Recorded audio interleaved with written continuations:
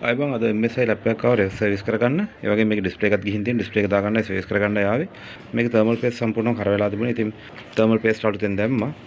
ඒ වගේම ස්පීකර් වල ගොරගොර සද්දයක් තිබුණා. ඒකට හේතුව තමයි ස්පීකර් වල ඩස්ට් එක බැඳිලා සවුත් වෙලා තිබුණේ. ස්පීකර් සම්පූර්ණ ක්ලීන් කරලා ඒ ටික ඔක්කොම පිළිවෙලක් කරලා තියෙන්නේ. ලැප් එක සම්පූර්ණයෙන්ම ෆුල් සර්විස් එකක් කරලා තියෙන්නේ.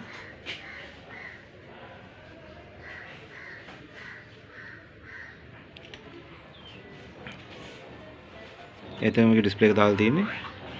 මෙතෙන් දාලා තියෙන බ්‍රෑන්ඩ් නිව් ඩිස්ප්ලේ එක. මේක උඩින් මේ පොඩි ස්ටිකර් එකක් තියෙනවා. මේකෙන් අපි කරන්න ඕනේ ස්ටිකර් ඩිස්ප්ලේ එක දාලා මේ ස්ටිකර් එක අයින් කරන්න ඕන. ගොඩක් කට්ටිය කරන වැරද්දක් තමයි ඔයගොල්ලෝ අලුතෙන් ඩිස්ප්ලේ එකක් දැම්මම මේ ස්ටිකර් එක නොගලවා එහෙම්ම තියාගෙන ඉන්නවා ඩිස්ප්ලේ එක හීරනවට අනම්මනම් කියලා. හැබැයි මේ ස්ටිකර් එක තිබ්බම සමහර වෙලාවට ලැප් එක පාවිච්චි කරද්දී ඩිස්ප්ලේ එක ගොඩක් රත් වුණාම මට එහෙම අවස්ථා හම්බෙලා තියෙනවා. ඩිස්ප්ලේ එක රත් වුණාට පස්සේ මේ ස්ටිකර් එක සමහරවිට ඩිස්ප්ලේ එකටම ඇලෙනවා. බ්‍රෑන්ඩ් නිව් ඩිස්ප්ලේ එකක් සමහරවිට ඉක්මනටම සවුත් වෙනවා. ලැප්ටොප් ඩිස්ප්ලේ කියන්නේ ඉතින් ෆෝන් ඩිස්ප්ලේ වගේ නෙවෙයි. ඉතින් ඒ හින්දා මේ ස්ටිකර් එක මම නම් කරන වැඩේ ගලවනවා. සමහර කට්ටිය නම් කියනවා ඉතින් මේක තිබුණාට කමක් නැහැ කියලා. ඉතින් ඕගොල්ලෝ කැමති නම් තියාගන්න, කැමති නම් ගලවන්න. හැබැයි ඒ වගේ ෆිසිකල් ඩැමේජ් එකක් වුණොත් ඉතින් වොරන්ටි නැහැ. ඉතින් මේ අලුත් 14 inch 30 pin ඩිස්ප්ලේ එකක් දැන් මේකට සෙටප් කරා. මේක තිබුණු ඩිස්ප්ලේ එක ඕගොල්ලන්ට පෙන්නන්න. මේ තියෙන තිබුණු ඩිස්ප්ලේ එක. මේක තමයි තිබුණු ඩිස්ප්ලේ එක. ඔරිජිනල් ඩිස්ප්ලේ එකම දාලා තියෙන්නේ. තිබුණු ඩිස්ප්ලේ එකේ ප්‍රශ්නේ තියෙන්නේ මේක ටිකක් වෙලා යනකොට ගැස්සෙන ගතියක් එනවා. ඩිස්ප්ලේ ගැස්සෙනවා නිකන් අර ඉරි යනවා. ඩිස්ප්ලේ සම්පූර්ණයෙන්ම වයිබ්‍රේට් වගේ වෙන ගතියක් තියෙනවා. ඉතින් ඒක රිපෙයාර් කරන්න try කරා. රිපෙයාර් එකක් කරා මේකේ. රිපෙයාර් කරලත් අර පැයක් විතර වැඩ කරා. ඊට පස්සේ ආපහු LED මෙන්න ගත්තා. ඉතින් තවදුරටත් මේකට මහන්සි වෙන්න ගත්තම තේරුමක් නැහැ කියලා හිතුන නිසා කස්ටමර්ත් කිව්වා ඔරිජිනල් ඩිස්ප්ලේ එකම දාමු කියලා. කොහොම හරි මේක 10th gen ලැප් එකක් MSI ඩිස්ප්ලේ එක දැම්මා ෆුල් සර්විස් එක කරා. දැන් තියෙන අපිට මේක සම්පූර්ණයෙන්ම සෙට් කරන්න. මම මේ කස්ටමර් එනකන් ඉන්නේ මේ ඩිස්ප්ලේ එක ගලවන්න නැතුම් ඩිස්ප්ලේ එකේ ස්ටිකර් එක ගලවන්න නැතුම්. මොකද එයාගෙන් අහලා එයාට පෙන්නලා මේක ගලවන්න ඕනේ. ඒකයි ලැප් එක නිකන් දිලිසෙන්නම සර්විස් කරලා තියෙන්නේ. කුණු බිදක් නැහැ. ඒ වගේම මම කලිමුත් ඔයගොල්ලන්ට කියලා තියෙනවා ගොඩක් කට්ටිය සර්විස් කරන්න ගන්නවට පස්සේ සමහරවල් ලැප් නෝ පවර් වෙනවා, නෝ ඩිස්ප්ලේ වෙනවා. මේ වගේ ප්‍රශ්න වෙනවා. ඒකට හේතුව තමයි ඔයගොල්ලෝගේ අතේ තියෙන ස්ථිති විද්‍යුතයකට හේතුවක් වෙන්න පුළුවන්. ඒ වගේ කාරණා ගොඩක් තියෙනවා. ඉතින් ඒ නිසා සර්විස් කරද්දී ග්ලව්ස් දා ගන්න නැත්තම් ඔයගොල්ලෝගේ අතේ තියෙන ස්ථිති විද්‍යුතය ඉවත් කරගන්න. ඒ වගේම තමයි පින්සල් පාවිච්චි කරද්දී තින්ත ගන්න පින්සල් පාවිච්චි කරන්න එපා. ගොඩක් කට්ටිය නොදැනුවත් කමින් තින්ත ගන්න පින්සල් වලින් මේක බ්‍රෂ් කරනවා. පවර් එකට ගහපු ගමන් මොකක් හරි චිප් එකක් හරි IC එකක් හරි VRM සෙක්ෂන් එක හරි සම්පූර්ණයෙන්ම ගිහින් යනවා. ඒ තින්ත ගන්න පින්සලේ තියෙන ඇතිවන ස්ථිති විද්‍යුත් ආරෝපණය ඇති මේකේ තියෙන MOSFET එක ගේට් එකක් enable කරන්න.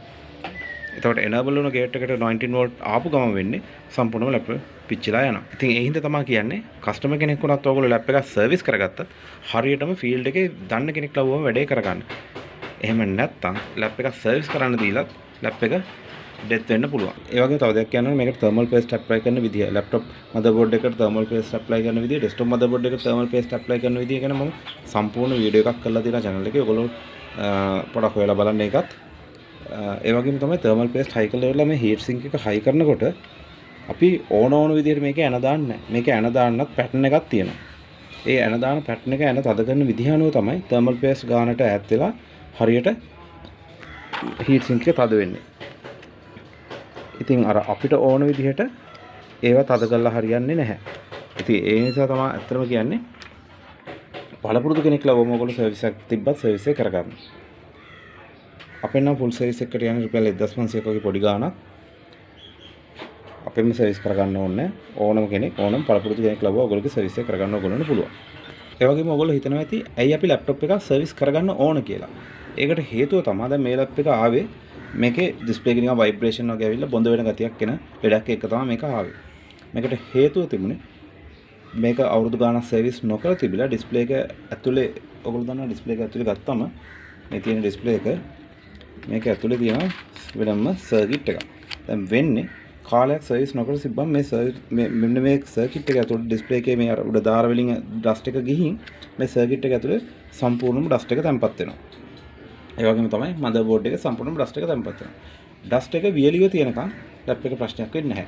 හැබැයි මේ කාලේ දැන් කස්ටමර් කෙනෙක් මේක හොඳට වැඩ කරගෙන තිබුණා. එකපාරම මේ ප්‍රශ්නේ ආවා. මොකටද හේතුව දැන් මේ කාලේ මේ ප්‍රශ්නේ වෙන්න හේතුව මේ 2024 11 වෙනි මාසෙනේ. 11 වෙනි මාසේ දැන් මේ කාලේ ඔයගොල්ලෝ දන්නවා නුවරට හොඳටම වැස්ස. ඉතින් අර ඩස්ට් එක වියලිව තියෙනකම් මේකේ ප්‍රශ්නයක් වෙන්නේ නැහැ. හැබැයි දැන් නුවරට හොඳ වැස්ස, වාතය ජල වාෂ්ප ප්‍රමාණය වැඩි. අන්න ඒ වෙලාවට මොකද වෙන්නේ? අර ඩස්ට් එක පෙඟෙනවා. ඉතින් ඕගොල්ලෝ දන්නවනේ පෙඟුණාට පස්සේ ජලය කියන්නේ විද්‍යුත් සන්නායකයක්. එතකොට විද්‍යුත් සන්නායනය කරන්න ගන්නවා ජලය. ඊට පස්සේ විද්‍යුත් සන්නායනය කරාට පස්සේ මේකෙත් ඇතුලේ තියෙන චිප්ස් තියෙනවා, මොස්ෆෙට් තියෙනවා. මෙන්න මේවා අතුර වෙනම පාත් වලින් විදුලිය සන්නායනය කරන්න ගන්නවා. ටික දවසක් එහෙම වෙන්න ගත්තම ඒකට අදාළ චිප් එක හෝ මොස්ෆෙට් එක ඩැමේජ් වෙන්න පුළුවන්. ඒ වගේම තමයි මදර් බෝඩ් එකත්. මදර් බෝඩ් එකෙත් ඒ සිතේම තමයි. ඉතින් ඒ හින්දා තමයි කියන්නේ සාමාන්‍යයෙන් ඕගොල්ලෝ ලැබ් එක අඩුම ගානේ මාස 6කට සැරයක් කරන්න බෑ කියලා අපි හැමෝම දන්නවනේ. අඩුම ගානේ අවුරුද්දකට සැරයක්වත්. තමන් පාවිච්චි කරන ලැබ් එක අවුරුද්දකට සැරයක් සර්විස් කරගත්තා කියලා ප්‍රශ්නයක් එන්නේ නැහැ. හරි. එහෙනම් හිතන ඕගොල්ලෝ අද දෙයක් ඉගෙන ගන්න නැති කියලා.